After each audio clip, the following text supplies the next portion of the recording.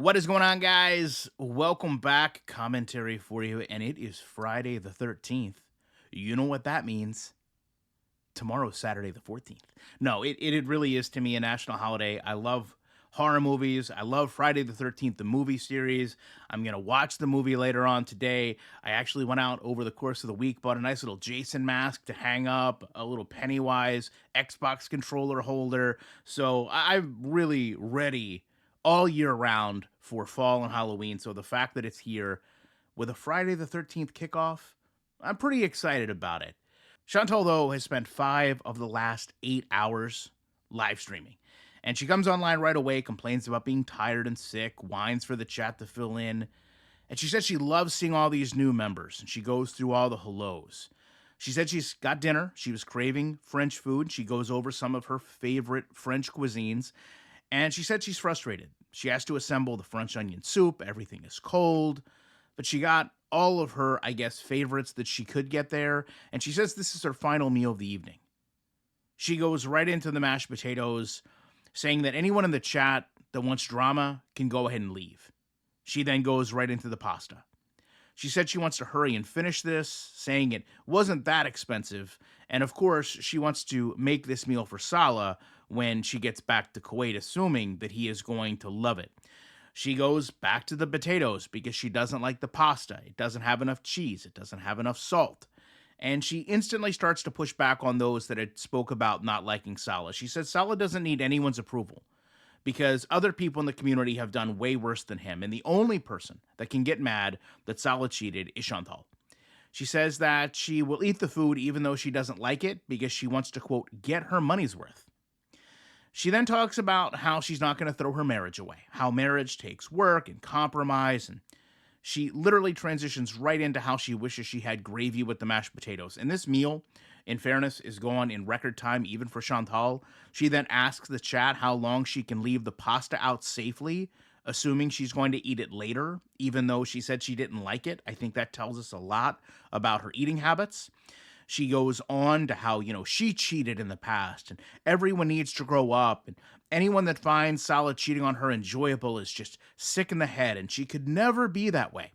That she's moving on and everyone else can stay in the past because right now Salah is supportive. Salah's always concerned about her and he loves her. In what can only be told as impeccable timing, as she lays down, Shani and Rev are welcomed into the chat. And the chat brings up that, Chantal goes over people's past a lot, and it's odd to see her so defensive about her own. She says, of course, but it's different when she's defensive about her past because it's just her defending herself, and that gives her the right to go after others' past. This, of course, leads into a conversation about the Turkish guy, and she omits conveniently the whole, he has a family, but he's in another country. So if you're in another country, it's not cheating stance that she took then, but clearly doesn't want to take now. And she says, all of that then was done for entertainment, and those are things she could never do today. She tries to tie this into how reaction channels discussing her laying in bed are just not winning in life. So, to recap this thought process, people who discuss her laying in bed while on vacation are, quote, not winning in life, but the person that can't get out of bed to enjoy their vacation is. And that's even assuming we go on the premise this is a vacation, not a much needed visa run. She then demands that Girl World just, quote, take the L and goes over Yaba. And I'm going to be honest, as she was doing this, I really wasn't sure where this was coming from. She was projecting how much she loves everything coming out.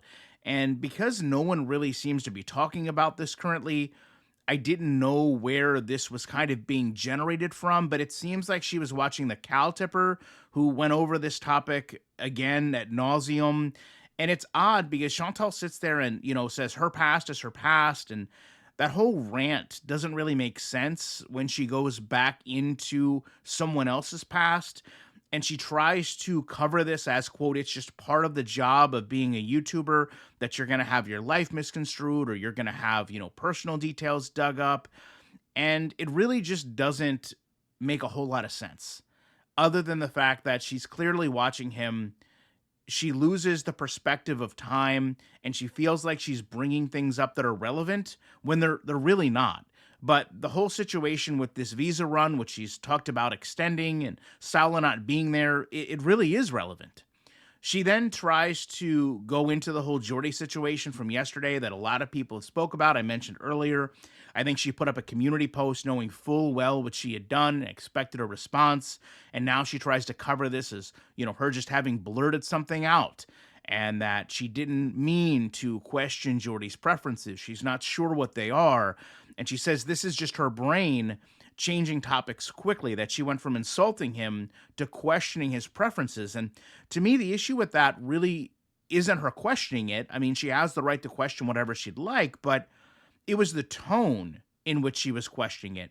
It was not that she was speaking to an uncertainty, but she was rather speaking almost under her breath and adding it into a list of insults. And the fact that she admits she was insulting him and then brought up what his preferences may or may not be tells us where her mind is. And she kind of kept saying that and trying to defend it by saying, oh, it was just brought up by my curiosity because he's never came out. And the reality is, she started to dig herself very quickly into a hole she couldn't get out of. And then she insisted that she didn't want to talk about it anymore, that she wanted to talk about food. People come into the chat and ask, where is this French food? I think some of them expected her to have went out, but really the first 20 minutes of the stream were just her kind of sitting on the bed eating, and then she immediately laid down. And then she starts to talk about extending the trip again, saying that, this is a lesson for her, that she needs to learn to be alone and not be miserable. And she says no one should take the things she says personal. It's just banter. And she kind of starts this concept of Salah's going to be there next week, and she's going to have to extend the trip, and she's not sure what they're going to do. But if we go back and we think about the first time when she claimed she had that boil, they extended the trip there too. So I think if you look at, all the stress eating, all the uncertainty, all the desire to not leave the room, it all points to there being an issue with her getting her visa renewed, and she realizes this might take longer than she expects, and she's kind of setting that trap for everyone of, hey, this is what's going to happen, and I'm trying to give you an excuse in advance because the vacation I'm not happy with where Sally can't join me all of a sudden is going to be extended so I can, I guess, maintain this level of miserable. She then jumps up and shows that she got a brownie for dessert, and she elects to eat that while laying down. She kind of holds it up to pose with it, saying that it would be a great profile photo. And despite having really been stuck in bed for about 90 minutes, she says that she's hyper. And to me, just the sheer fact that a diabetic is smiling in bed with a brownie while they clearly lose their mobility is pretty foreboding. The chat, though, takes the brownie opportunity to talk about Salah and his restroom fetishes and kind of details how graphic some of them were. And Chantal, again, just wants to write this off as, consensual fantasy, and that since other people do worse, no one should care. And of course, she turns that from her love of Salah to her love for 7-Eleven, how she hasn't been going, because even if she's eating larger portions, it's still, quote, normal food. And she said she's bored, something's bothering her, she doesn't know what it is. And the chat tells her, just go home. And she says, it's not that easy. She wants to instead, quote, tough out her vacation so that it can be a, quote, win-win if she's able to have fun. And again, this just kind of factors into that whole, I'm clearly not happy. I'm clearly, not mentally in the right frame of mind to enjoy my trip. But now all of a sudden, I'm going to extend it and turn it into this almost challenge for myself to enjoy. She then talks about Sansa Cooks, who made some content that she believes complements her videos by doing recipes. She asks Salah to send photos of his dinner to her, compares herself to MFW for going off on her chat and having blocking sprees. And you can really tell in this live, there's only about 750 people. I counted last month, she blocked probably close to 400, 300 people between her and Salah. And you can really see now in her live stream totals, they've pulled back from that 1,500 to 1,000 mark. And she just tries to write everything off as she just gets annoyed easily. She does, however, get out of bed. She goes to show the rain, as she says, the, quote, Thailand experience. And while doing this, she is fearful that her phone is going to die again. And she says, just this walk outside drains her phone by about 4%. She blames the charger, but I think at this point, we've all come to the same conclusion. She has overheated this phone. She stays on this phone all day long, and it's just not holding a charge anymore. And she's really put herself in a predicament to the point where she says, she probably should just go get a new phone. But how are you going to do that in another country? And specifically, if you're budgeting $41 per day, how are you going to do that? Sala, of course, is in the chat trying to get her to go to the gym. She said that she's not ready. It's going to take time. She tries to divert away from that by complaining about the phone.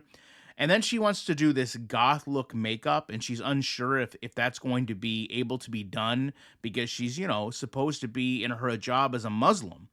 And she kind of talks about how she would go out and drink in the past and mix beer with tomato juice and how difficult it is to schedule her days of nothing. So she just lays there.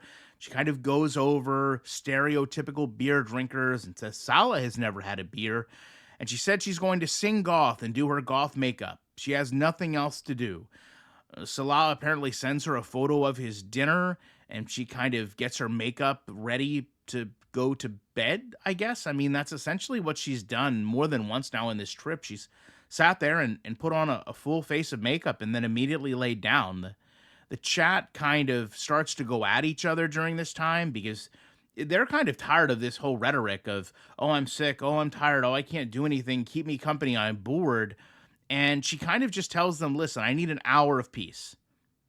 She says her skin is so bad that it might not look as good as it should. And she says, and this is her words, she looks like, quote, a boiled ham, saying that she would, of course, be a halal ham. She then says it's weird to be doing makeup in Bangkok with 700 people watching, and she wishes she had fresh makeup. She apologizes for the content being so boring, but says this is all she can really do to contribute. She laughs that, she has 711 people in the chat and says that, quote, traveling is a trip and that it's, quote, the ultimate experience. As I said, after the makeup, she goes directly back to bed. She ate most of the food. She sings. She says anyone who wants to see her eat can start the stream over again. And the chat kind of still assumes that she had went out or was planning on going out. It must be weird to go into this stream and, obviously see the French food title, to see her putting on makeup and assume she's going out, and then come to the conclusion that she spent the first 20 minutes of the stream eating, laid down, and then got up to do her makeup to lay down again. And I think that's very reflective in the mods fighting and the chat fighting, because the mods have been there and they know what's going on, but people entering this stream don't. She then goes over, her size and how it restricts her from being able to do the things she wants. She specifically mentions a haunted house. She talks about her love of the koi fish downstairs, and she has to find a way to position the phone so she doesn't need to continue to hold it. She also goes, back and forth between I feel better, I feel sick. She regrets not washing her hands more during the trip. She goes over how she would react if she was starving and what role her pets might play in that. She says the brownie she had was free because it was never put on the receipt, despite the fact that she knew it was in the bag and initially said she didn't have a dessert. They say that, she looks like she's medicated, and she says that she's not. She just wants pizza. She's not sure how good pizza will be in Thailand. She also wants, something more filling than the French food she just ate, and she says that she should just have cheese. And she wonders if she could just order a block of cheese, but then she wouldn't have a way to melt it like she used to, and she wonders if she can take it to the 7-Eleven and see if they could just melt a block of cheese on a plate for her. That is an actual conversation that happened that spawned about 15 minutes. She starts talking about the cow tipper and how she's starving, her favorite foods, the food she misses, how she doesn't want to go get food. She kind of recalls her favorite restaurants, and honestly, much of the chat is just tired of this. They're tired of seeing her lying in bed, too lazy to get up, going over her love of foods, and she proclaims this as her, quote, SEAL World Tour. Seeing their frustration, she says tomorrow she's going to really push herself to go somewhere, and she says that, she could make bath bombs to sell, she would make a chicken gravy one, and that, most importantly, someone else on the floor has gotten sick to the point we can hear them coughing during her live, and clearly that's because of her carelessness. I don't know how big of a deal this is going to be, but to me, it's a pretty big deal. Chantal ruins a lot of things in her life, including her happiness, including her health. And the fact that we've now seen her inability to properly take care of herself impact more than one person is pretty telling. She then, of course, said she misses her pets, she misses singing to them, and she's, quote, just really tired and sick. She apologized for being bored and saying people should understand that this is how she is. She has anxiety. That's about it. That's literally 2 hours and less than 16 minutes. I'm going to leave you with the top comments from the last video. I appreciate you watching this one. And just like Chantal, looking through every menu in the land. I will be back as soon as I can with more commentary.